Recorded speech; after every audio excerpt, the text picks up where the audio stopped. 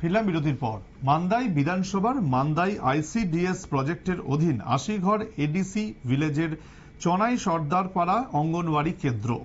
এই কেন্দ্রের দিদিমণি এবং হেল্পার হলেন মণিমালা দেববর্মা এবং ফুলুরানী দেববর্মা। ২১শে ফেব্রুয়ারি অঙ্গনওয়াড়ি কেন্দ্রটি বিনা নোটিশে বন্ধ করে রাখা হয়। দিদিমণি এবং হেল্পার কেউই এলেন না সকাল ৯টার সময়ও।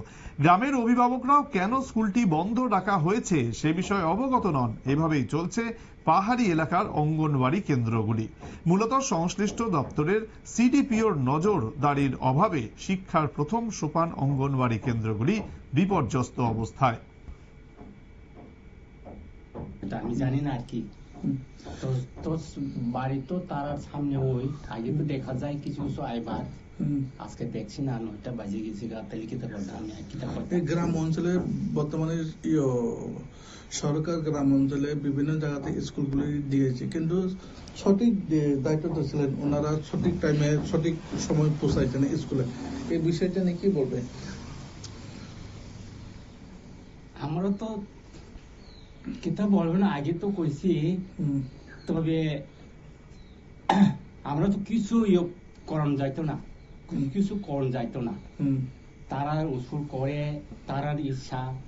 গ্রাম অঞ্চল আমি একজন করলে তো হইতো না, অনেক তো লোক। বর্তমান সরকারকে কি বলবে এভাবে? সরকার তো আরো মানে কাজ 12 করে করণী ওয়াদা কেউ লাগি আর কি।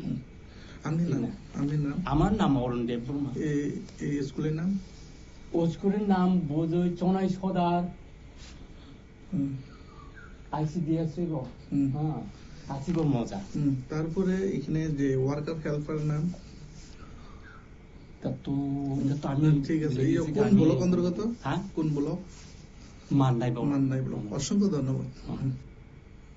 শুনতেই পেলেন, যে দেখতেও পাচ্ছেন ছবি কিন্তু একেবারে পরিষ্কার, তালা দেওয়া, একেবারে কাজের দিন শুক্রবার, আজ কিন্তু কোনো ছুটি ছাটার ব্যাপার নেই।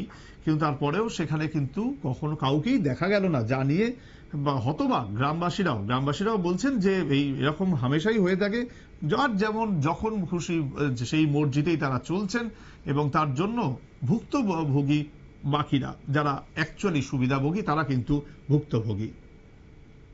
সময় আরো একটি বিরতির, সঙ্গে থাকুন।